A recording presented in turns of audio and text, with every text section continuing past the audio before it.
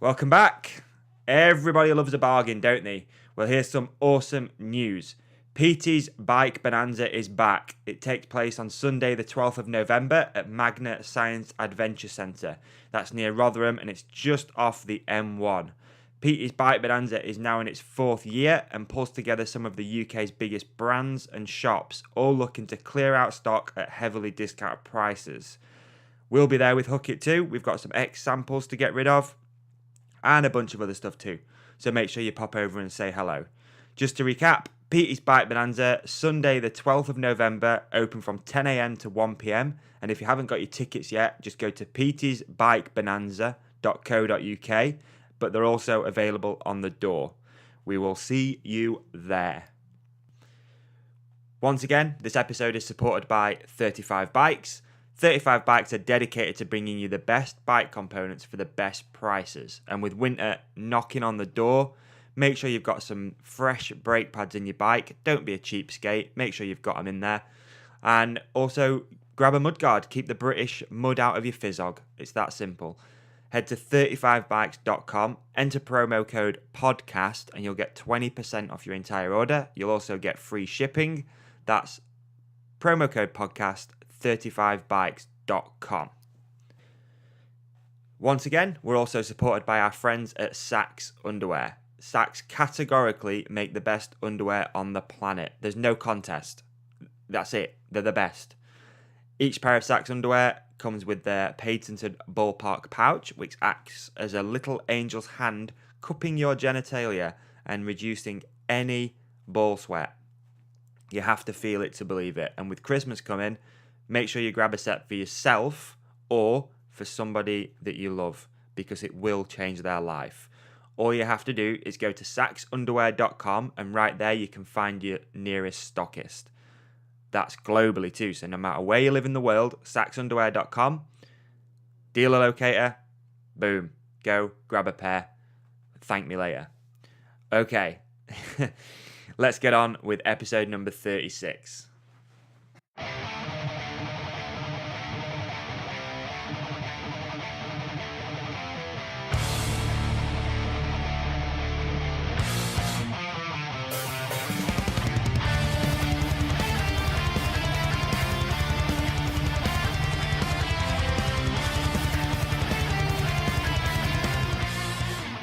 What's up? Welcome back to Podcastville, folks. Episode number 36 of the Hook It podcast.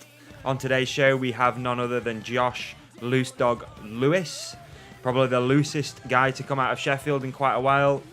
Looser than Alex Turner from Arctic Monkeys, Ollie Sykes, Joe Elliott, Def Leppard fame, probably looser than Jarvis Cocker, and equally as loose as Steve P. On this episode, we chat about 50 to 1, Josh's entry into the sport, how he met Steve P. We chat about Wheel Love, the feature-length 50 to 1 film that's dropping in January. So a bit of information on that and all sorts of other random stories too. It's a cool episode. Hopefully you guys enjoy it. As usual, thanks a bunch for stopping by and checking out this episode. If you're new, then welcome. If you've been around for a little while, then thanks for keeping coming back and listening. If you have left a review recently, then thank you very much. And if you haven't done that already, please head over to iTunes, leave a review and a little comment so we can have a giggle. And that's all we can ask for. That's it. Let's get on with episode number 36. And welcome to the show, Mr. Josh Loosedog Lewis.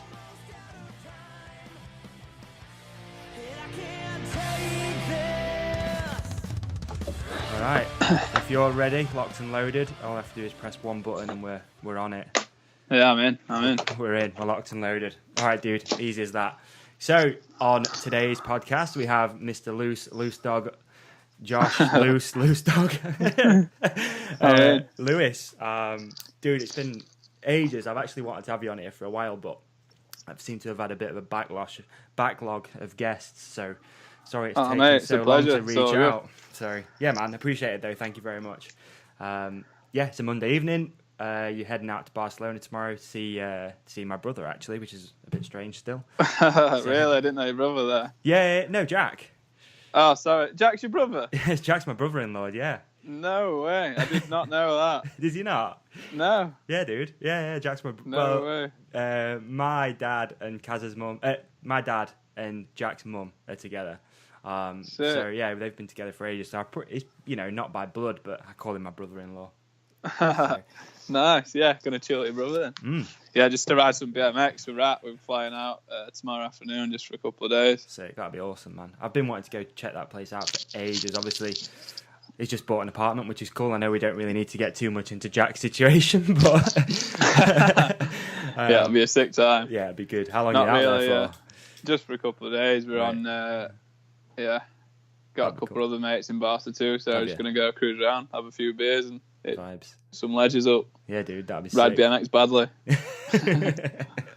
Awesome. Well, I usually like to kick these things off by like pretty much starting at the beginning with you. So I want you to like cast your mind back, if that's possible. Yeah. All the way back to like, if you were like, for example, if you always lived in Sheffield. Yeah, born and bred, Born and bred. Sheffield. Okay. Strong in the arm, thick in the head. Thick in head. Yeah. All right. So always lived up like Grenoside, Warncliffe Way. Yeah. Sweet. Warncliffe's always been my local woods. Okay. And fortunately, I had Steve Pete as my neighbour from. I actually weren't into bikes when I first met Steve. Okay. And yeah. Pretty lucky situation to be in that hobby sort of thing. Yeah, definitely. You So dropped on there, really, didn't you? yeah, but I think it helped me. Like, I don't know. Everyone used to be super starstruck around Steve, and I never really got that because he was my neighbour before being an idol sort of thing. So yeah. That's cool. So yeah, cool. Before you started riding, then like, what were you up to? Were you football or anything like that, or? Yeah, I played football till mid-teens. I enjoyed that, but weren't quite my vibe. Went into rugby. Oh, right. Really enjoyed. My dad was a rugby player. So I was just going to say your dad is built like a rugby player. Yeah, I missed out on that one, but yeah, just played rugby for Barnsley for quite a while, and then I was playing rugby and riding all weekend. I'd play rugby on a Sunday, and I'd be riding straight from school Friday, Saturday, and then straight after rugby Sunday. So I used to be knackered, and I had to just really take a decision which would I rather do. Yeah. And obviously bikes, what I loved. So sweet. It's weird though. You said like I remember I first met Steve. Man, I was probably like 12 years old, and he used to come like my dad knew his dad, and a bunch of other people knew Steve, and he used to come to like Sheffield Speedway back in the day. Yeah. And I'd just be like opposite of you, like fully starstruck. So I was super into mountain bikes then, and I'd be like, oh my god, Steve Pete. And it's really weird how things come full circle, because although I wouldn't call Steve a close friend, not by a long shot, but like I've known Steve a long time, and obviously Mark now is my business partner, who's Steve's kind of best mate, and it's crazy. yeah It's one of them. I guess I was starstruck, but in a different way. Like I'd know both. I'd know Steve at home, and I'd know him at a race, and it used to be a mad contrast. Yeah, it'd be cool. That's rad. Good guy. Yeah, oh man, for sure. Like, straight legend. Let's be honest. Mm-hmm. So how did you like kind of get into riding then? Was it seeing Steve or anything like that, or did you just pick up a bike? Started. I was riding the hardtail, and then got Kona Stinky. Oof. One of everyone's first sort of bike. But Steve helped me build that. Right. Joined with my dad for my Christmas present, and my mum. Okay. Joined some money, I think, and got moving on them. That's awesome. On big squishy bikes, and I just sort of. Steve then had that dream of having his SPS sort of team. Yeah. And me and Billy Matthews, who used to ride and race together all the time, we were his first two riders on that sort of setup, and he got us some red V10s and a couple of Royal kits. Yeah. Yeah, and then we just started racing as SPS. So that was like big. Okay. I was going to ask you that actually. I was going to ask if you were like one of the first SPS riders. That's crazy. You've kind of answered that already. But I watched an edit today. I was going back in the archives, and it's you on a V10 with Billy in piss pots, just pinning it. Yeah, pretty cool. yeah. That was our first little, video sort of. What happened shoot. to Billy Matthews? He's back riding now. He's killing it, winning races, and right. Yes, I've seen him about. Okay. It'd be nice to get back riding with him, because he's honestly pinner and nutter on a bike. I used to go crazy on steep tracks. I remember actually at Cairns, we used to ride like in a group, and Tom Kelly had ride with us as well, another friend from Scunthorpe. And he's like, you should see this gap Billy's just done. And Billy sort of didn't even know he'd done it, and he just sent over this stump. Oh, it was crazy. But yeah. Is he still living in Sheffield then, or? Yeah. Oh, really? Yeah. Oh, it's crazy. I don't on a BMX track as well. He just sort of throw himself at things and just balance of a ninja. He was such a sick guy on a bike. That's crazy. So, like, you were the first ever SPS rider. It's pretty well. cool. I guess yeah? so. You claiming it or not? with Tristan as well. Tristan sort of it all formulated.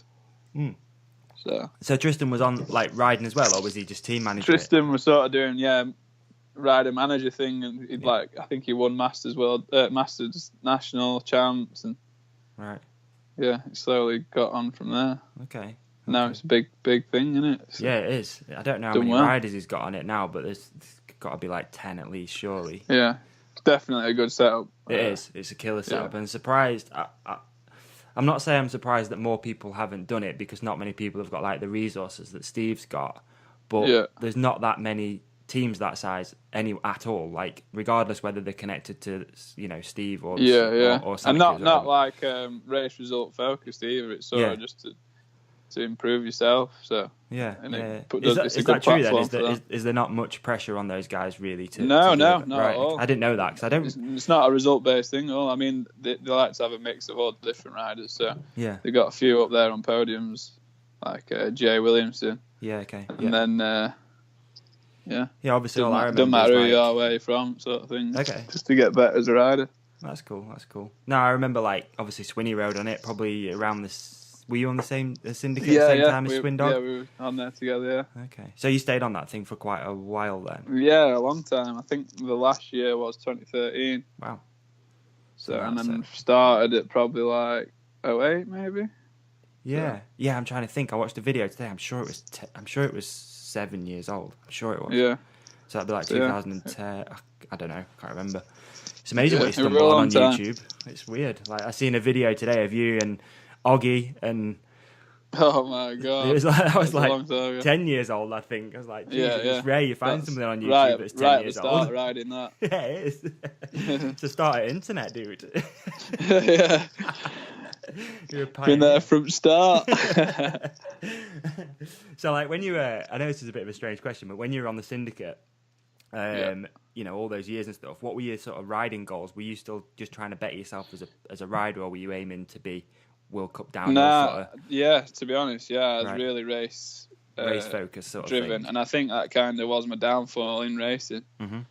Like, I just didn't have. I knew I could ride quick, but just really struggled with getting focused. Right. And don't get me wrong, I'd get results, and when I weren't really trying to get results, and that was always I knew I could do it. Yeah.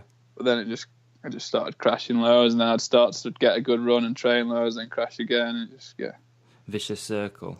Yeah, I think that on my downfall. Wanting to do well, you can't No. You can always try your best, and then if you do well, you do well, but definitely. You can't expect or want for a position, sort of thing. Yeah, I always kind of struggle with downhill stuff, and I've said it before, probably a million times on this podcast, that I just could never get my head around one run ever. No matter how hard I tried to figure that out. Obviously coming from a bit of a moto background, three races, you've got plenty of time to sort of more laps and all that sort of stuff to figure it out. Whereas with downhill, it's like one run wonder. Yeah, or one run blunder in my case. I mean, if I could have chosen to have my race run probably like third or fourth run into a fresh track on the day, might have been better. But I think I'd always peak a little bit early and then sort of start thinking too much, which is why I sort of enjoyed that enduro format where it was like a lot littler practice. Yeah. You know what I mean? Like there's not really much to focus on. You just sort of got to find your own flow. Yeah. So that's why. That makes sense. So when did you officially call the downhill stuff then? Was that like 2013? Nah, I did a couple more years. All right. No, I didn't. I did another year. Okay. When I first got on stiff, left Santa Cruz, left Steve's SPS, Yeah. went to Stiff in 2014, Mm-hmm. and but I didn't get. Sorry, I did my first year in Enduro 2013, Right. and I was on SPS, but I had Kotick Racing sponsoring me for Yeah, Enduro, I so I remember. was on 2 separate teams. Shit, yeah, you and Shay. Yeah, and then 2014, Stiff sponsored me for both on Santa Cruz bikes, Uh-huh. and that year I did my ACL coming right into that first year, so that was a bummer.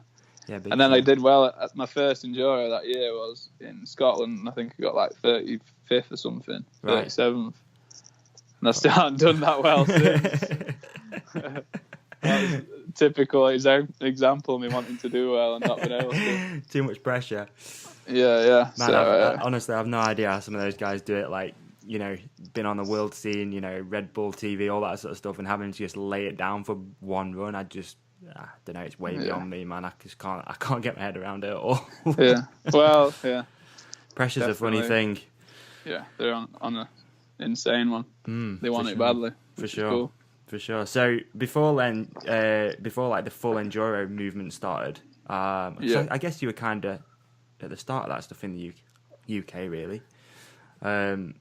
Yeah, it used to be a 6 series, the UK Gravity Enduros. It was there'd probably be like 10 fast riders. I mean, like Donny, Dan Atherton, who else were there?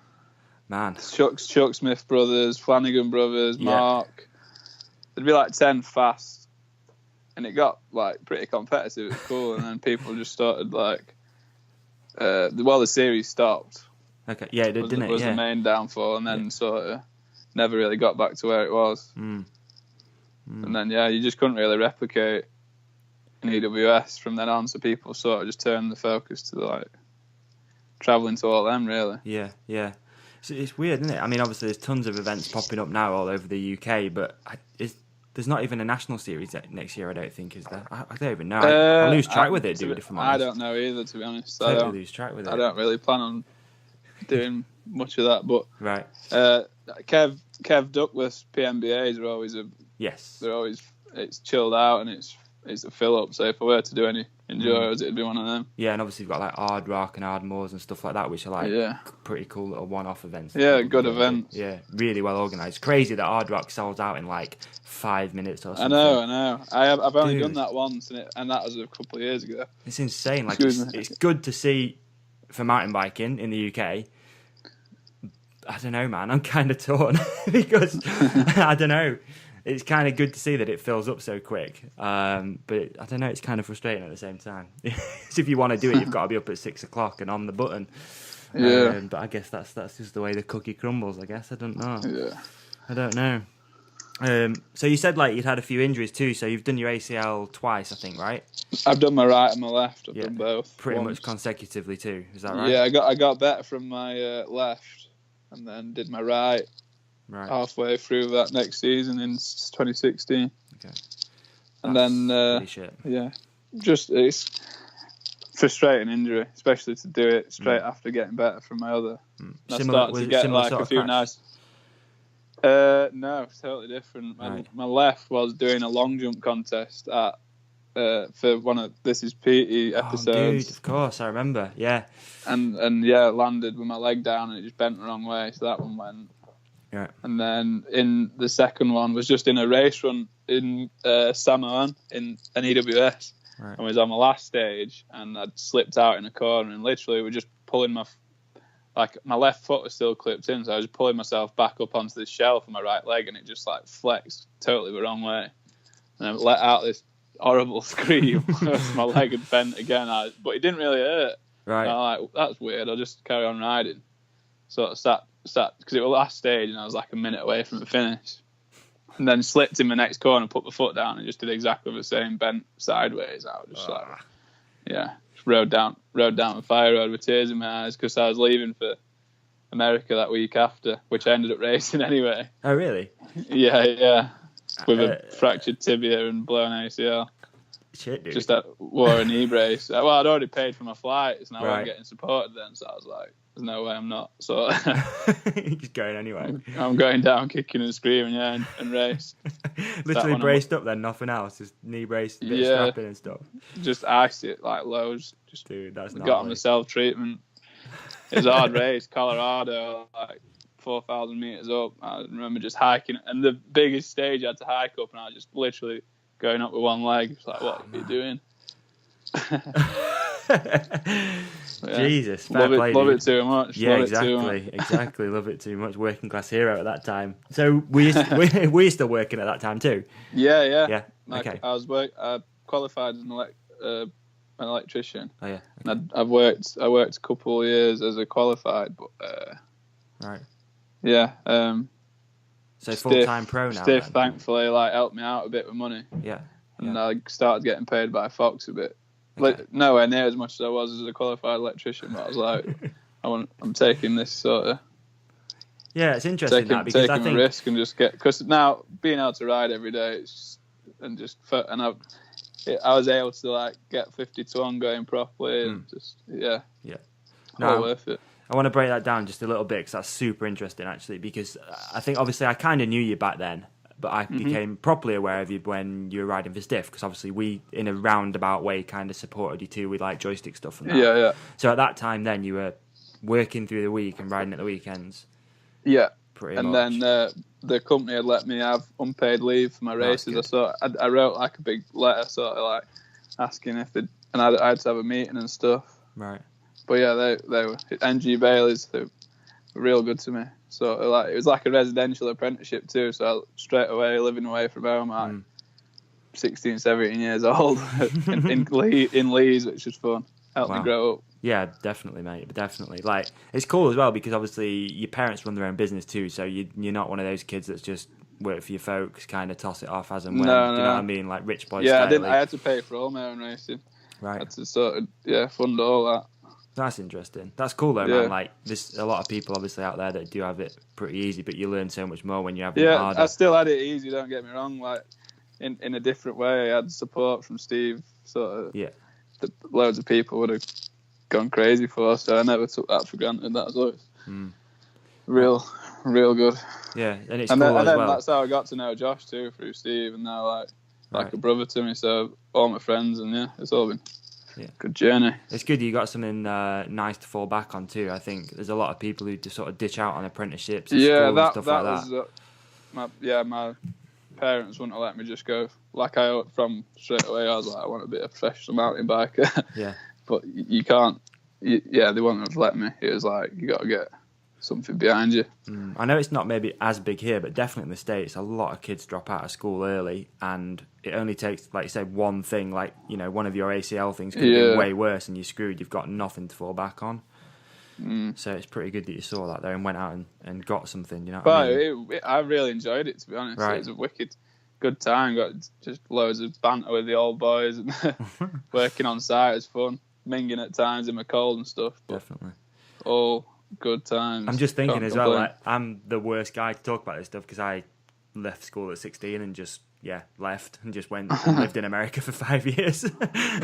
With nothing at all to fall back on. And I guess sometimes you do wonder, should I have done that? Should I have gone to school or uni something? I don't know. It's strange. As long it all helps. Yeah. So figure out what you want to do, doesn't it? Yeah, I think you're way too young. I thought anyway at that age, 16, 17, the last thing I want to do is go to school. I just wanted to leave. But as you get a little bit older, it's I wish I'd done at least something. Do you know what I mean? Yeah.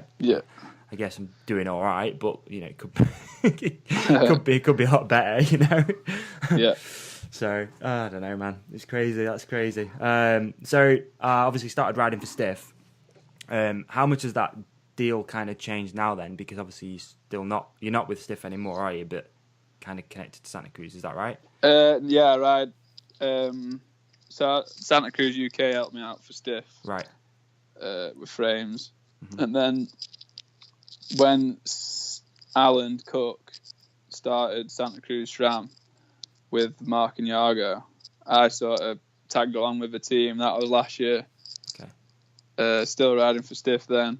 And then, really wanted to sort of and then that drew me closer to Santa Cruz directly. Okay. And everything went well, and Alan signed me up on the team. Right. For this year. Sweet. Directly, so that's insane. Like, yeah, been on Santa Cruz bikes since it's probably nearly like 10 years. Yeah, I guess, looking back, you have. That's crazy. And I'm gonna guess that signing those sort of deals and stuff's opened up tons of doors for you. Like, yeah, like it's just for like, because obviously I'm not out getting results, and for people to sort of get behind me and believe in me, it means a lot, because I guess it's a risky thing for a company like. Yeah, definitely. You know what I mean? Like, so it definitely drives me to sort of keep producing content constantly, because I feel like I want to earn my keep. So no, it's weird, because I exchanged a few messages earlier with Sammy from Stiff, and I sort of said to Sammy, I've got Josh on the podcast tonight. What do you reckon? Is there anything you think I should shoehorn in? And he said, like, one of the major things which made them want to support you is because you're constantly delivering content. How important do you think that is now for sort of like up and coming riders and people who don't necessarily just race? It's super important. Yeah. It's like it's for people. Like, obviously it's a thing now. It's a big thing. Social media, like, people putting loads of money into it, and if it's done right, it's sort of like it's advertising, isn't it? I mean, essentially that's what I'm doing. I'm advertising the companies that I'm riding for. That's how I make a living. So I've got work hard for it, because like I just feel like if you're not going to, someone else is. So you definitely. No, you're right, and I think as well. But it's not that. That's not my driving focus at all. You know what I mean? I'm addicted to putting clips out. I absolutely love it. Really? Like, stuff that just ends up happening. You can tell. And then, I'm lucky enough. I'm lucky enough to call it my job now, and it's always insane to have a reality check like this.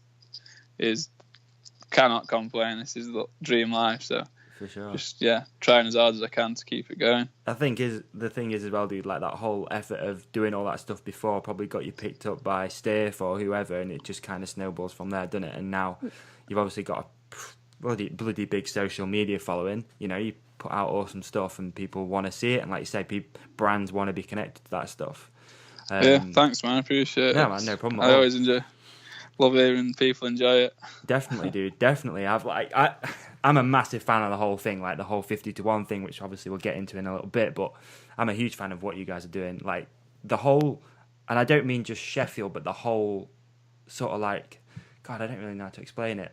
That sort of riding scene that you guys are kind of pushing, I'm a massive fan of that sort of stuff. Just having fun, like, not, racing's cool and everything, but that whole, like, just fun. You got all of the, it used to be clay spades, I guess, but whatever they are now, tree things or whatever it is, I don't know. But that whole crew that's going on in Sheffield is just amazing, and that's like proper flourished in the last few years. Like, since we started Hook It, really, like, sort of like 4 years ago, I think, those guys got involved in the woods. They've brought over that, like, well, as you know, that sort of like skate mentality to it. Yeah. Do you know what? I have a lot to thank Max for. I sort of met Max. Crazy, he doesn't live far from me at all. And we only just sort of met like 3 or 4 years ago. Mm-hmm. Funny way how we met. We both met mid-air. There's a jump that crossed, and I went on one way of jumping it, and he crossed me just behind me, just missed me. Right. And then before we'd even met, and then it was a cool way to meet. Definitely. Nearly nailing each other.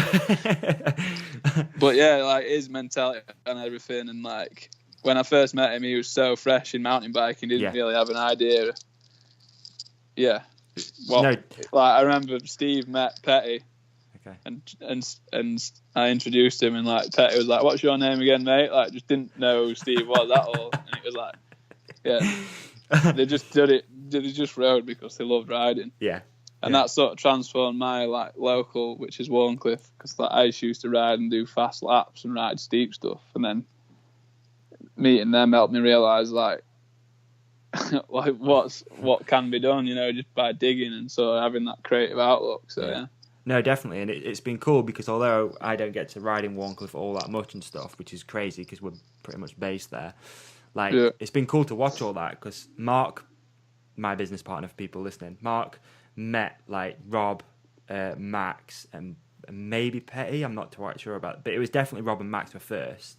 You know, I remember him coming back and we were having a meeting. He's like, I've met these lads in Woods, like they're so fresh, like they're just digging like crazy. What do you reckon to support them? Yeah. And at the time, like Joystick had this cool little like digger thing that they did where they gave a percentage of all their profit back to Todd Digger Fiander in Canada.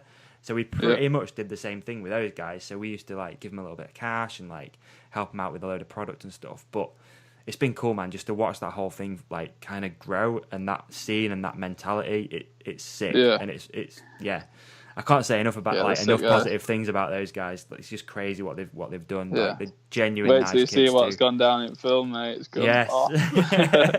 Yeah. Okay. Yeah. Going crazy. I'm pretty pumped for that thing, to be honest with you. Oh, it's got ridiculous. But that whole that skate mentality is just rad. Like they, pretty much lived in the woods for the first few years I knew them. Yeah, just different. Still do. And I can imagine it's probably sparked a bit of a thing in you as well. Like just stoked on riding and riding fun stuff again. Yeah, big time. Would you say that those guys influenced your riding style too? Yeah, for sure. Yeah, for sure. Okay. Like sometimes I'll stress out if I've not like ridden with Max and that for a while. Like there's just like some sort of, I don't know, it just influences you to do weird things. Yeah. And like when we're filming and like Max will literally, like I've filmed him for hours to try something and still not landed it, and he's done the same with me. So right, it's always like pretty like-minded people, so it helps when you know the person filming you and getting bored because you filmed them for hours before, sort of thing, and he's just always just screaming at me, just like get it. It's what you need, man. So, I can imagine it's proper. Like I wouldn't say brought you riding on, but like just totally changed your style and that. Yeah, it has brought me on. It really? Has brought me on for sure. Yeah, right. Like if Max is there or like Petty, oh man, just if they're there, you got to raise your game up. Yeah, like you're just always helping each other and sort of pushing each other in a good so way. Cool. So cool. And it's awesome to see what they've done in the woods like that.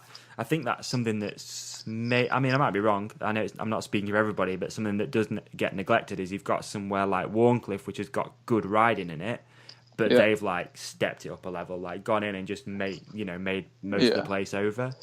And that deserves massive props because there's not many people that'll dig every day for years and years and years just for other people to ride it. Yeah, it's they've never ever. There's always, wherever you go in UK, people on that no dig no ride. Yeah, and it's just totally not that here. It's like always say hello to everyone that's riding and always chat to everyone. It's cool. I remember that from my trail riding days back in the day. Having to get permission to go and ride places, and I can kind of see in some ways that a lot of effort goes into especially dirt jumps and making them pristine and stuff, and you don't want people just rocking up. But I remember going to a place years and years ago with a bunch of friends on mountain bikes, and they were like, "You guys can't ride here; it's BMX only." It's just like, what the hell's that about? Like, I didn't even know that was a thing until in America, and we were at a skate park, and it was a skateboard only park, and I never actually thought it was a unit. Yeah. Crazy. But anyway, Sheffield's rad. That's basically the top and bottom of it. I want to chat to you about 50 to 1 because, again, it's been cool to watch that thing kind of go from, I think it was a sticker on Josh's helmet maybe one day, I don't know, and people, what the hell's that on his helmet? That's definitely what I was doing anyway. So I want you to riff a little bit on 50 to 1, like what it is, who started it and stuff like that. Me, Steve, Sambo, and Rat sort of just got together 4 ways. It started as all the lads. Yep. We were doing that all the lads thing, doing a few t-shirts, tie-dyeing our own t-shirts.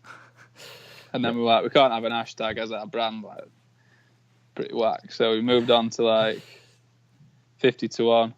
Right. And then, did a little batch of tees, like just screen printed from a factory, and then we were like, we don't want to do this anymore. We want to do like good sourced quality t-shirts, like as eco-friendly as possible. So we never really set out to be a clothing company, but it is fun doing it. Yeah. And I don't know. It's cool, man. Bit of everything, really. Like, just want to do things as good as we can, make like the nicest products, help out everyone around us. Like, we've got merch decals who are good friends, and they do all our stickers, and just try and give everyone work through it as well. That's cool. That's really cool. I think from the outside looking in, it's probably pretty tough to figure out who's actually behind it. Do you know what I mean? So it's pretty interesting that Steve's involved. Everyone's behind it. Everyone sort of mucks in. That's what's cool. It's like everyone who's like sort of involved and helps out all do it because they just love the vibe, and like everyone just helps each other. Yeah. And it's just one of them things, that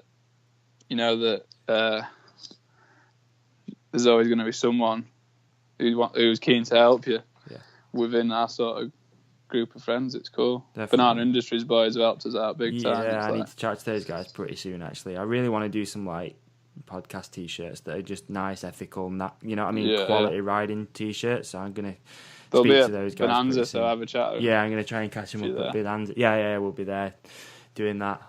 So did you have plans for 50 to 1 to grow at all, or have you just let it do its organic thing? Honestly, we're so way too chilled of it, to be fair. But it's good. It's just growing in its own way. Yeah. And it's funny when people like think of it as like a brand, because it literally is just like a few of us at home sort of packaging. Banana Boys, they've got t-shirt printers set up in the loft, and it's like it's just all done proper, done proper basically. Yeah, so it's not corporate at all.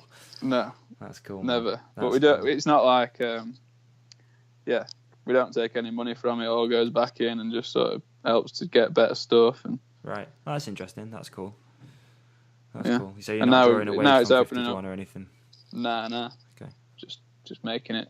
Just better. doing it for the love, man. Doing it for the love. Yeah. Feels like that with my business sometimes too. What I was going to say, like I was looking at the YouTube views today. Like some of those things are insane. Like there's a crash video which has got like 130,000 views. My personal favourite is the story of 50 to 1 that Steve narrated. I think that's so good, dude. Like proper on any Sunday vibes, like good. That was for Dirt Diaries in Whistler. Right. Oh, is that what that was? Yeah. That makes sense. And like that was a crazy competition, man. I loved what's it called? On Any Sunday. Yeah. It's just Malcolm. All the quotes, and it just related so well, and I always literally couldn't not laugh and smile when watching it. So we've got to redo that sort of thing. But it came out amazing. Kind of hard to sort of link up because Steve wasn't coming to Whistler, so I had to pre-record all his interview and try and like envisage what it was going to be like. Okay. But a lot of them quotes are word for word. Like changed a couple of little, and then went to Whistler and started because you had to meet certain rules and you had to film so much of it in Whistler. You could pre-do it at home. So I did all the interviews at home. Right. Okay. But then got there and met the contestants, and that one dude made a horror movie. And I was just How did you guys do in the competition then? We didn't get placed. Oh. I think the horror movie won. Really? which is perfect. We didn't want to just the buzz of playing it out there in front of all them people and everyone. That I think obviously from a filmmaker's point of view, I'm not the tightest editor or filmer, so they were editing on that.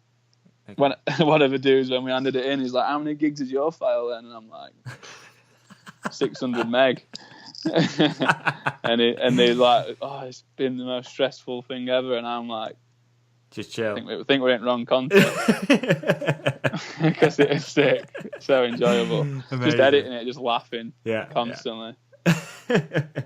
And it's cool as well that it's literally. I mean, I'm guessing this is the thing with Dirt Diaries, but it's all your mates. You know what I mean? Like Hockers and all those guys. And I think it's kind of similar. Yeah, it was just classic seeing everyone from home on this screen in Whistler. Yeah, I bet. Just boys on holiday with mullets on their head. Funny, too good. So that's the cool thing as well. So you've got 4 people that own I guess, run 50 to 1, and then everyone else is just kind of part of it. So like you've got Hawkers and obviously the Clay Spades guys, Max and all that. Yeah, everyone helps out and Everyone mucks just in, and we try and help everyone else out. So, which is why everyone's keen to. Yeah, so just a big, awesome. It's awesome. Big loving thing. It's cool. What's been your favourite edit that you've done with 50 to 1 so far? Oh, this one I'm doing now is going to be insane. But what I've put out, I'm not bigging it up, but I'm really, really getting into it. It's Really? sick. Dude. But I guess it's not an edit, it's like a film. Okay. All right, let's talk about this though. Tell me about it. Okay, it's called Wheel Love. Yeah. Aiming for January, release time. Yeah, going to have a premiere in Santa Cruz and Sheffield in December. Sick. Towards the end. That'll be amazing. You got a venue sorted yet or anything? Got one in Santa Cruz, but not Sheffield. Okay. I need to get on that. Okay, let me know if I can help. Obviously, I did. Well, we nice. did the Reach for the. What's it called now? Reach for the Star? Reach for the Sky? I can't remember. Zinks film. Did you come to that? I think it is. Yeah, I know Steve was there. Where was it at? It was at the University Cinema. Right. God, I can't remember. I'm thinking either there or like showroom or somewhere. Yeah. To figure it out. No, let me know, man. Honestly, if I can help out, because I've got that guy's contact who runs the uni one, and it's pretty big. I think it's 360 seats, if I remember rightly. Which is decent. You want a good atmosphere, don't you? But that'd be perfect. So how deep into this film are you right now? Then are you all filmed out, or you got loads to do? Trying to just get the riding segments finished off. So I'm roughly done on mine. Okay. Everyone's pretty much at like 90%. Mm-hmm. I think Craig's got a little bit to do, but Craig's always so nice to film. We're all there trying things hundreds of times, and Craig's just like one and done sort of guy, and always looks good doing it. Dude, that kid's insane. It was really cool too. He came and did the podcast a few weeks back, a month or so ago after Hardline, and I've never been so stoked for a mate just to win a competition like that. It was incredible, and like you say, his style and all that sort of stuff. Craig just wild. I was flying out to America the next day, and I didn't plan on going. I was like, I'm gonna go, sure. Yeah. So went down, ended up, so glad I went down just to witness him winning. It was cool. Oh, so you didn't go to America? Yeah, I did. You did go next right. morning. Oh, you went next morning. Okay, right. Just sacked it off to go hardline. Yeah. Nah, it's insane. So everyone's gonna have a section in the movie. Yeah. So far, it's me, Rat and Sandbirds on a little joint one, and Craig, Max, and Petty. Right. And then we'll have like a collection section. Sick. And what sort of time are you aiming for? Like you said feature length, is that like an hour? Anything. Hopefully over 35 minutes. Right. Or around. Want to tell a little story, so. Yeah. Okay. Well, I'm looking forward to seeing it, dude. Really, really looking forward to seeing it. I've always wanted to do it, and then obviously been putting out footage constantly all year. Yeah. It's just been nice to sort of stop and just save it all up. Is it tough to not put stuff out? Like you got to hold on to it. Because I sort of filmed my ender first. Right. And like I'm so bad. If I've got footage on a card, I just want to edit it and put it out. So it's been a real test, not leaking anything, but I managed it. But then it got easy. Like after I'd not put a couple out and saw it coming together, it just Okay. That's rad, dude. Really excited to see it. It's going to be sick. It's going to be really Cheers, cool. man. Hopefully. But that's another thing that, like, me and Max were saying. It's like, we're not expecting anything. Like, we don't want people to expect some crazy... Yeah. I mean, we'll try our best, but we don't want people to sort of expect, like, some sort of Seminole level production. You know what I mean? It's just but that's what's good about what you guys do, though. Vibes. Like, you got to stick to what you do. I think if you did anything like that, it'd be so out of, like, character and out of brand anyway. You've got to keep it. I'm not saying rough, but we never get near 7. But you know what I mean. We're not trying to do some high quality. Okay. It's just been fun sort of doing it, and we're going to put it out for free and just right. Yeah. That's good though. Doing it for free as well. That's really cool. Yeah, for sure. Can't wait to see it, man. Can't wait to see it. If I can help or anything in any way, just reach out. Honestly, it's nice one. Appreciate it. Can't wait. Obviously, you've done a few like products and stuff with 50 to 1. Have you got anything else in the pipeline that you guys are working on? I know one person commented actually wanted to know when the socks were back in stock. I've got a big crate of socks just arrived the other day. Boom. I'm super slack putting them up.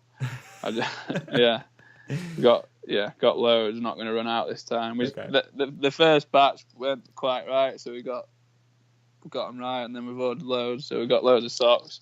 We're getting some jumpers made. Just met the Banana Boys today. Okay. All available at the Bike Bonanza. Yeah, going to do just a little run for Bonanza, and then sort of going to do a Wheel Love t-shirt and something Max drew up. Put it on Instagram the other day. It's real nice, like a buckled wheel in the shape of a heart. That's nice. I like that. Like Max is a pretty good artist, isn't he? Yeah, he's a wicked artist. Yeah, I saw that. I'm major into that. That's really cool. I noticed your Instagram thing too. I noticed it earlier today. Yeah. It looks really cool. and then just anything really. We got some rakes getting made. Right. Because there's been like we're just trying to get obscure and weird and make things that'll last for people. Okay. I've been toying with the idea of doing a little thermos flask because I think they're underrated.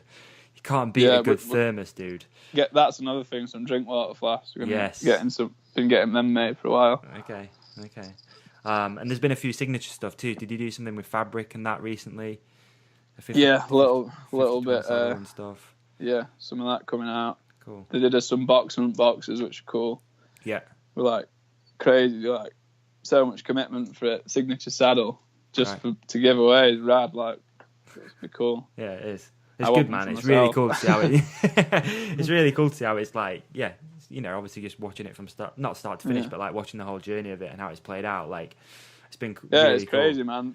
After this year, everyone sort of wanted to get involved and help, so it's been a mad one. And like everyone who just messages, sort of just saying thanks for spreading good vibes. So it always means a lot to see that. It means more than I always try and, you know what I mean? It's Dude, I can totally relate to that. Like, it's cool, like, obviously doing the podcast thing. This thing's grown quite a lot over the last sort of year or so, but it's so nice sometimes when people just reach out and say, I enjoyed that, like, thanks for doing it. And it's like, that's a massive not a pat on the back, but like, that means more to me than seeing like any download figures or anything, that people actually take that time out. Because it's easy now, isn't it? Like, everything's so quick with social media and stuff. You tap a like or whatever, but like to actually take time and go, I enjoyed that. Like, yeah, exactly. That's what I'm trying to do. Well, I am doing, releasing all the film independently. Not going to put it on I'm not going to push it on, try and get it on what sites or anything. I just want to. If people want to find it, they can find it, and it's there for free.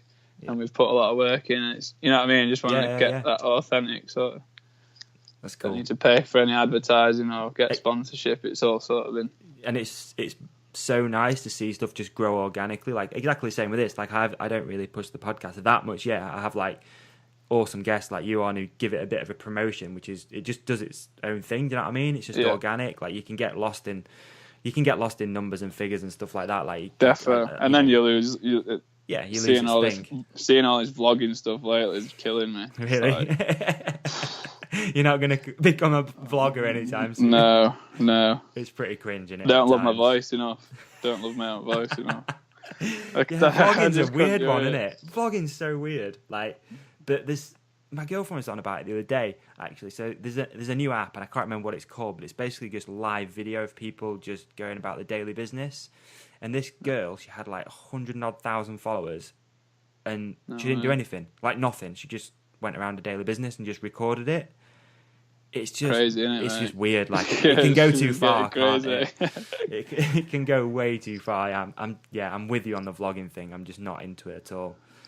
It's just strange, and it's amazing how many people buy into that stuff. Like, and like their life becomes your life. If it's done right, I mean, power to you. But all them like clickbait titles and just, I can't believe this happened. It's like, oh, come on. Yeah. It is cringe, it is, but at some point it'll die a death. Everything does. It's just kind of saturating. It is, it is saturating. It is, and I think that's where you guys have come in really good with 50 to 1, because there was nothing kind of really like that happening. Do you know what I mean? Like that whole type of riding and stuff like that. I think you hit a nail on the head, which was kind of waiting to be hit. Almost. I just love making edits, and it's cool that people are enjoying it now. Just love keeping it. Love filming, love riding, love editing. It's keeping it real. I like it, man. I like it. So, obviously, getting a good deal with Santa Cruz and a bunch of other brands as well has opened up loads of doors. But has there been a favourite trip which you've been on recently? Jamaica was pretty good. Yes. Jamaica was right up there. Right. Just literally in paradise, meeting the most lovely people. Okay. And like, what was the reason for the trip? It's to document the Fat Tire Festival. Okay. They wanted an edit out of us, so. Okay. So just you and Josh. And Max. Okay. Oh right. Okay. I didn't know Max was there. Yeah, All right. His little while. Was it the start of the year that one or something? Max actually edited the video. Oh, did he? Like, we were editing it every night, so after riding, we'd go back and just put the footage on and chill. Right. But then Max took it home and polished it up, and it did an insane job. Everyone loved it. Awesome. Jamaica, man, that's sick. Yeah, it was. And then we went. That was just the start of this massive trip. We went from Jamaica to California for the Ride Your Bike premiere, and then we were there for a couple of days. Then flew to New Zealand to do that New Zealand road trip.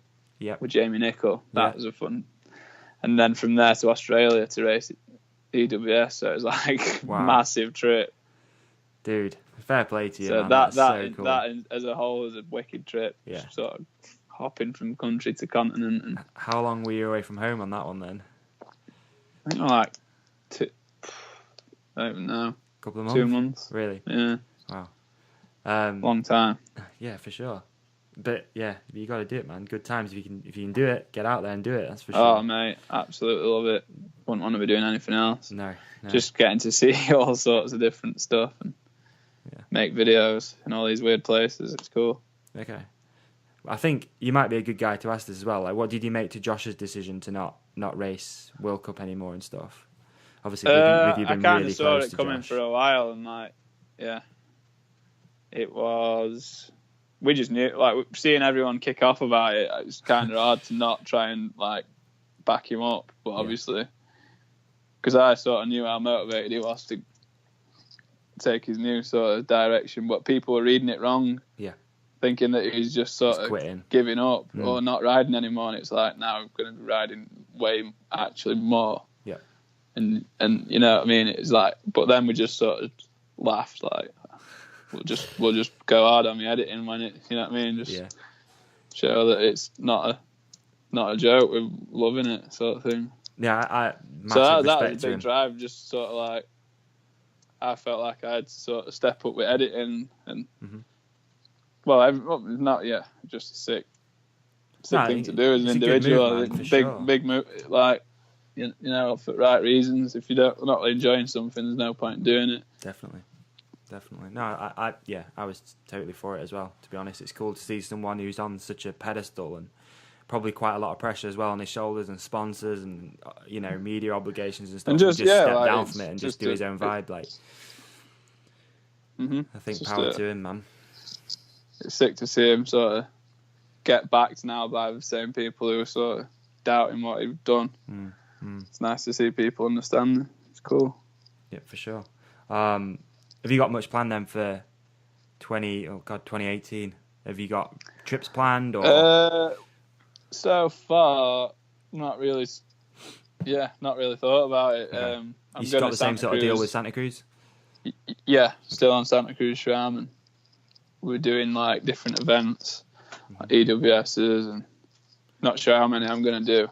Probably, I'm keen. I always try and I think I've done like 6 or 5 or 6, like every year at least. So you were saying though, like how before you sort of struggle with pressure and all that sort of stuff, and you were better just going out and chilling and riding your bike. I guess it probably feels a bit like that now. It is like that. Going for a like road trip you do a couple days practice, and it's like. There's no pressure. There's no like marshals telling you to move or anything like that. And it's like, I always meet Sven somewhere and do some weird stuff. There's always wicked terrain everywhere, because you just cover so many different spots. It's like Australia was just insane. I just couldn't stop stopping. It was like so many rideable rocks, and even transitions were cool, and it was just so enjoyable.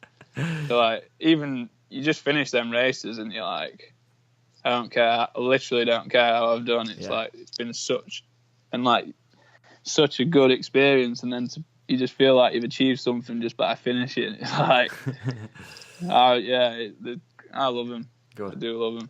Good man. And it's good to see people recognising, because you definitely had people hating him at one time. Really? Like die-hard downhillers, like, oh yeah, fucking Joro sort of thing. Yeah. And now it's like a lot of them people are cracking on and enjoying it. Yeah, it is a bit of a strange one, but yeah, like I said, more like power to him. I think. I mean, the thing is, if you're not enjoying something, just don't do it. You know, especially when it's Josh as well. I mean, he's got a massive following and, you know, social media presence, all that sort of stuff, and, you know, he's always going to probably make something like that work. And I'm guessing it's been a massive influence. He's the most well. insane bike rider. Yeah, top and bottom of it is different level on a bike. So he'll always, as long as he's on a bike, he's going to be turning heads. It's crazy. Obviously, loads of road trips and stuff over the last year or so. Have you got a funniest road trip story? I know that's a bit of a cringe question, but there could be a bit of gold in here, so. Funniest road trip? That's broad. It is. To be honest, it's been a constant run of road trips this last sort of year. This time last year, we were on the Ride Your Bike film, and then it was to Santa Cruz, and we drove from Portland to Santa Cruz. Okay. That was a pretty funny one. Was that the one in the bus or not with Craig? No, that was in America. Right. That's when I cut my knob open in a yes, crash. Of course. How is it? Is it still performing? Yeah, it's dialed. It's all good. Gets in and gets out as quick as ever. It's a pretty sore scar, to be honest. I bet. I had to have like 14 stitches in it. So I watched that again today because, like, I was digging around again a little bit on YouTube and stuff, and yeah, I wouldn't say I forgot about that one, but you know, when you see something, I was like, oh, I need to watch it again just for the laugh. Yeah. Rat's reaction is just quality. That oh my gnarliness is the best term. It was a mad one. It didn't actually hurt that much. Right. It just sort of trip out, like, whoa, what is going on? And then next few hours getting it stitched up and stuff. Yeah. Crazy one. What's been the worst injury to date then? Is it the knob one? Nah, pretty chill. I rode but the day after, and then, all right. And then we're filming straight the day after that. Mm-hmm. So it was just kind of funny. Worst injury, it's got to be an ACL, really. Yeah. But I broke a vertebrae this year, which was a weird one. Right. So, like, didn't really know. Okay. Still hurts now. It's like, it's an odd one. Cause you're not like I could ride and do things, but yeah, if I was to compress it anymore and let the crack break, it could get like, oh shit. Yeah, it's a mad one. Like, I just didn't know what I could do and what I couldn't do. Yeah. Which basically meant I just carried on riding and sort of avoiding crashing. So, you don't play with your back. That thing's pretty important. Yeah, it's T7, so it's like near my shoulder blades. Yeah. My cousin broke his T7. Did he? Yeah, it's T7 and maybe one above it as well. I don't know if they go down in numerical order. I'm guessing they do. Yeah, they do. But that's the one he broke racing Speedway. And it was inches off, been paralysed. It was pretty scary times. Yeah. Like, don't play with that. Definitely. I was in the hospital, and so I couldn't sit straight, and I was winded for ages. And then they gave me some codeine, and I started like sitting up straight, and like I think it's going off. And then I had an X-ray, and I was sat with David Smith, a photographer from Santa Cruz. Right. It was his first time in the UK, and it's his first full day, and he had to sit in hospital with me. Oh man, all day. And then the X-ray guy knew me, actually. It was a crazy one. I went in and he sat there and he's like, "You Josh Lewis?" And he followed me on Instagram. And then that was funny. And then so I kind of wanted to ask him what were going on. Yeah. But he couldn't tell me until the consultant came, and then they were like, "Yeah, you need to put these gowns on. You're going for a scan." And then I started tripping out a bit, like, why would I need to? I'm feeling all right. And then I went for a scan, and they found it was compression fracture. Shit. T7. So big crash as well, or no? Massive one. Massive. Basically, it was for the Nomad launch shoot, right? And I'd only ridden it a couple of times, like a couple of runs on, and we were on Rev's line, our 52 jump line, and it jumps a few times. And I was just fired up, like just new bike, And I said to Rat, "I'm going to do a full run down. I'll see you at bottom." And just obviously in red zone, just too hyped up, and it hit my big fifth and just went, instantly getting booked. So I jumped off my bike and I was like super high up, landed on my legs, went straight to my ass because it was from so high up, slid all the way down, and the landing is like concrete. So pretty chill experience until that. Like, until they tell you possibly got a broken back. I remember pausing out in the air, just like, whoa, flying. This is what you quit being an electrician for. Yeah. So what are you riding at the minute anyway? I noticed have you gone down a bike size as well? I got a small solo for this project, an aluminium one. Right. How are you enjoying that? Oh man, it's sick. It's pretty twitchy at speed. Yeah. I had a big slam first day riding it, thinking I could throw it around like my Nomad and just instantly jackknives. Right. So it's more set up. It's set up really hard and slow, just for like trialsy stuff, and not got it set up to ride as your typical solo. Got like real long cables, so I've just learned to bar spin. So I've been. Oh shit. Yeah. Cool. It's all set up. Okay. Closet BMXer, I think. I just always frustrated me how easy people make bar spins look. I've got to be able to do it, and then I got in a mad one. It's pretty Took hard. me so long to get. Yeah, especially with wide bars. Yeah, I had 800s on them. Yeah. I'm trying to learn them on BMX. You'll rip your knob off again doing that, dude. Cut them down now. It's alright, but okay.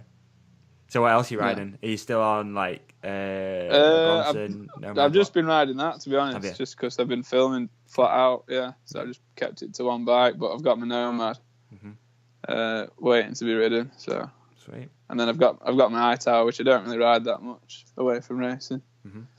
And a BMX. So, I've been riding that a fair bit. Boom. And my Jackal as well, but BMX is sort of been getting rid of a lot just because it's been loving skate parks. Yeah, I was watching your clips today. It looked fun, dude. Like, what else can you say? It looked fun. It's just fun. It's definitely helps me learn and get ideas for stuff that I want to do in woods. It's like it's all the same to me. So just finding transitions. Okay.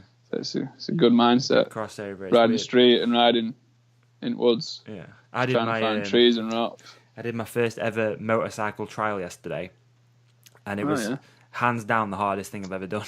I've done a few too with my dad. My dad's into it. Dude, I know. I'm not going off on a tangent here, but holy shit! Like, for some reason, I didn't think I was gonna like be able to do it, but I thought, I'll be able to just jump on and ride around. Like, no practice, kicked the bike up, rode straight down to section 1, and just struggled all day. Like, felt like I'd never ridden a motorbike before. It was horrible. Absolutely horrible. I think if anyone wants to get the kids into riding, it's definitely trials. Yeah.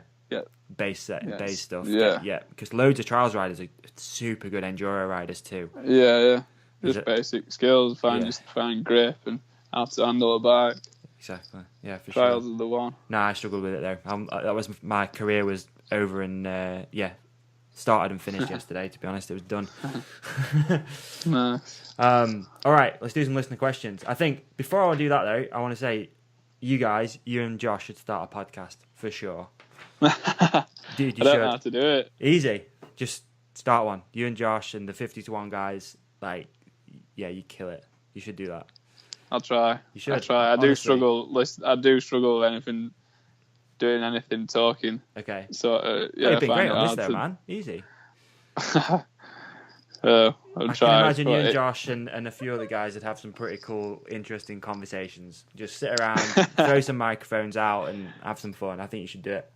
No one would understand us. Everyone That's true. You'd have to do subtitles. Yeah. All right, let's do some listener questions, dude, and we can wrap this bad boy up.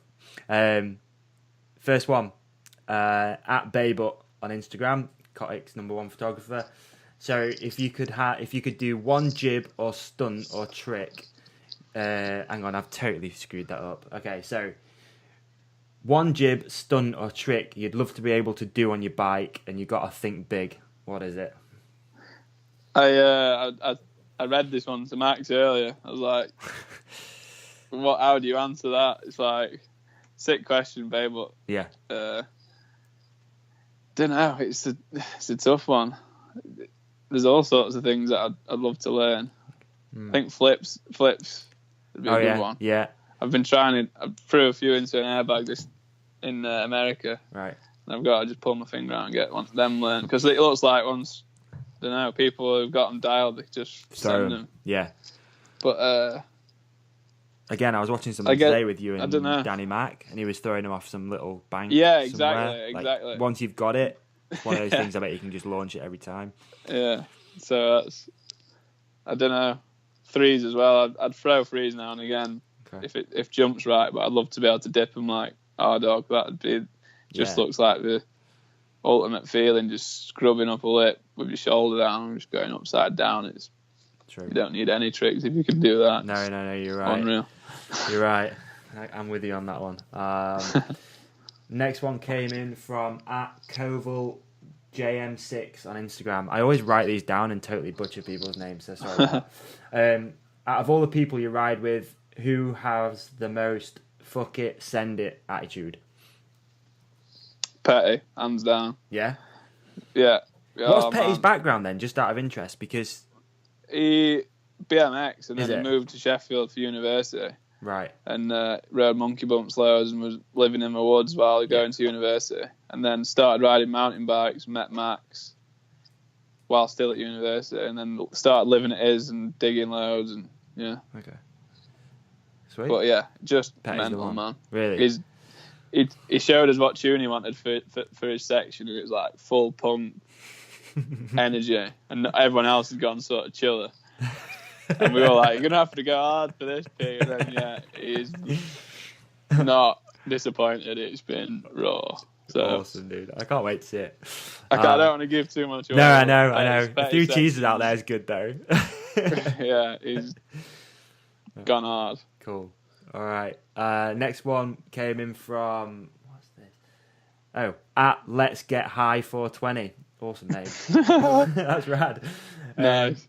Do you spend more time digging or editing videos? Oh man, it's a balance.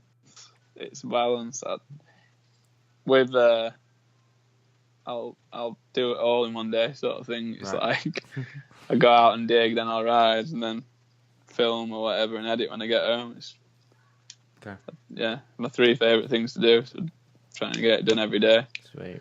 With this project rolling, I've been trying to either dig, ride, or film every day. Just trying to be productive. Yeah. Do you find it hard though? Like, because technically now you kind of work for yourself, right? You're a pro mountain biker. Do you find it hard to stay motivated? Or nah, I can't imagine. I find it hard. Honest. I find it hard to let things chill. Yeah, like I'll be laid in bed and I'll think like something I want to do, and then it's just can't get sleep then, so I have to write it down and carry on in the morning. And if I'm editing, I just lose hours. I don't need to eat, drink. I'm just in the zone. Just in the zone. I remember when Joe Bowman first started Steel City Media, he used to get in these epic editing holes in his bedroom at home. Yeah. I'd go see him and he'd be in there for 2 days, just empty Red Bulls all over the place. You just lose time. Just getting it done. And I it's think sweet for road trips. Yeah, I can just imagine. Ride all day, film, and then edit while driving, and you're like, oh, we're at that next spot. Yeah. Sweet. Yeah. Do it all again. I can imagine once you're in that flow state, you got to stay in it and get it cracked out as well. Yeah. Man, I do love editing. I think it definitely helps you riding. Being able to sort of watch yourself on footage and see what you're doing wrong or what you like doing. For all those budding people out there editing videos? Premiere Pro. Yeah. Okay. I always used iMovie because I never had to go no deeper than that until obviously started wanting to do a bit more. So cool. And Canon sent me some cameras, so that brought motivation. Right, I want to do this all. Fuck yeah. Properly. Shout out Canon, that's amazing. Yeah. Guy called David, massive help. Right. Just, awesome. Was a fan of the videos and helped out loads and just made me want to learn more about filming. And up to that point, I didn't know anything. I was always just on auto, just fan and zooming and winging it, and then understanding lenses, and it's been cool. Awesome. Next one, @Lewis Hinson on Instagram. What irritates you most about the mountain bike community? Good question, that, Lewis. It's a good question.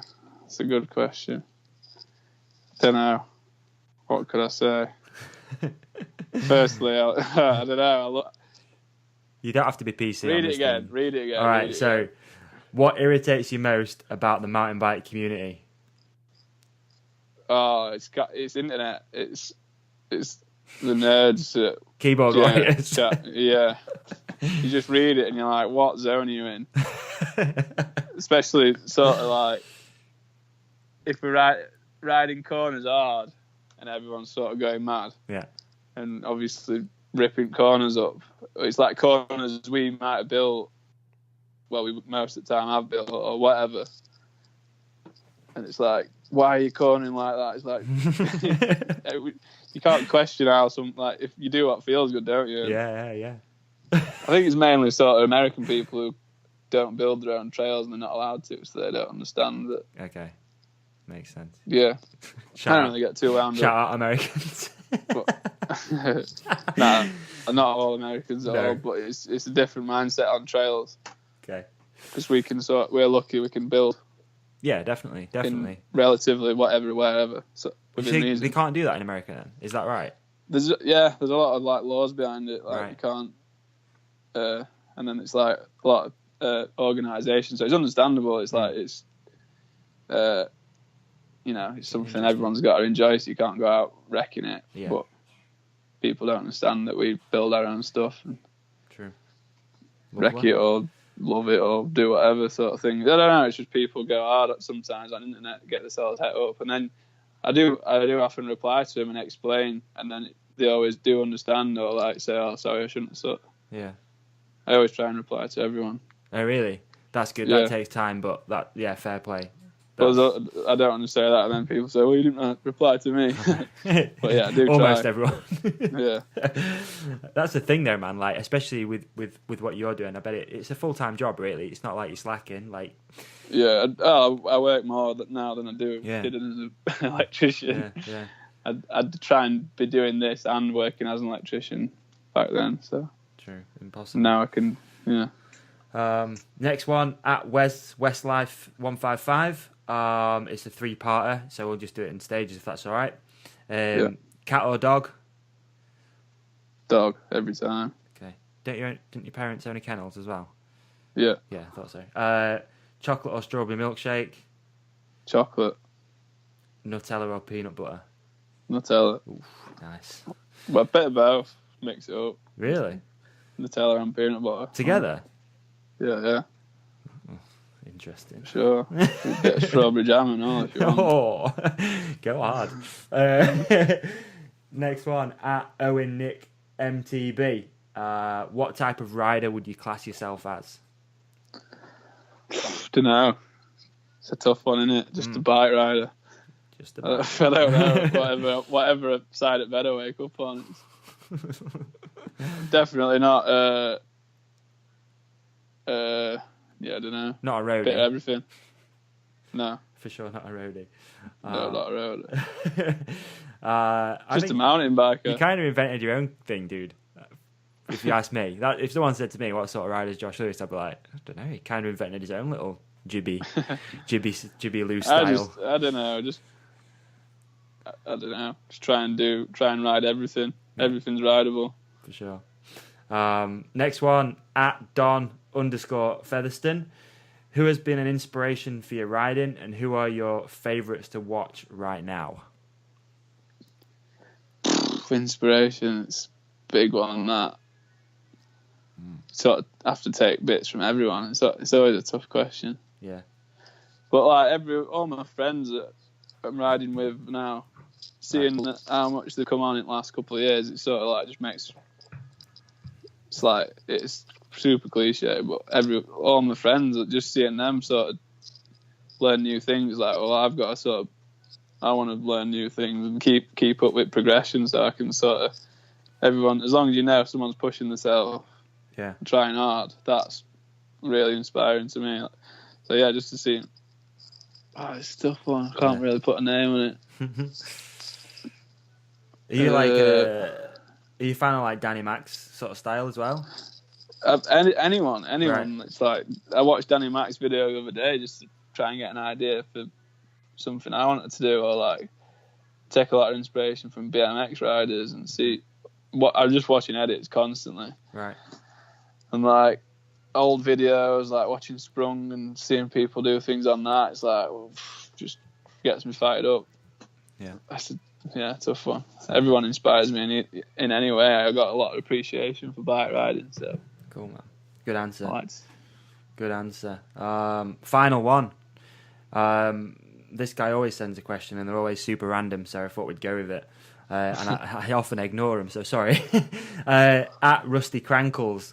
So, if you could communicate with any animal, what would it be, and what would you ask it? Weren't expecting dog. that, were you? A dog, okay. I'd communicate with a dog. Right. And I'd communicate with my recent dog. My dad got a puppy Alsatian. Nice. And I'd ask it why you chewing my arm. Because it just wouldn't stop chewing my arm. Right. Anyone's arm, it just chew it. Just loves no arms. reason. Just anything, just chewing. So, awesome. Yeah, that one. But yeah, I do love. I'm a dog lover. Yeah. I do try and communicate with dogs. Just howl at them. All right. How's that going for you? Watch them pick it. Yeah, it's good. got a lot of videos making noises at dogs on my phone. Okay. Find it funny. Okay. I'm into that. All right. All right, man. Let's wrap it up from there, dude. Like, yeah, huge thank you. Really appreciate you doing this, and yeah, I'm stoked for it as well. Like, just to hear your story about man. To hear your story about where you came from, and obviously kind of knowing you as well and watching it happen. I'm super stoked for you, man. I hope it keeps going in the right direction for you. Thanks, man. Appreciate it. No doubt we'll catch up at Pete's Bike Bonanza. If anyone's going, make sure you head over, see Josh and the other Josh and anyone else who's there, and buy some 50-1 swag as well. And yeah, thank you. Easy as that. Thank you. It's been a pleasure. Yeah. Is there anyone you want to shout out before we go? I hope don't know. Just anyone who's getting behind. Anyone who's sort of just enjoying and sort of understanding 50-1 and it's sort of independent. Just feeling it. That's all it is, Just thanks. And all sponsors that are helping me sort of keep it going and understanding and seeing a value in it. It means a lot. Good. And makes me want to go hard. At Loosedog Lewis, if you don't already follow Josh on Instagram. So make sure if you do, if you don't, go do it and send him a message because he'll probably reply to you. Thanks, man. Thanks. All right, dude. It's been a pleasure. Have a good evening, and cheers, I'll man. catch you at the weekend. Nice one. Peace. Big love. Thank you. Bye. Bye-bye.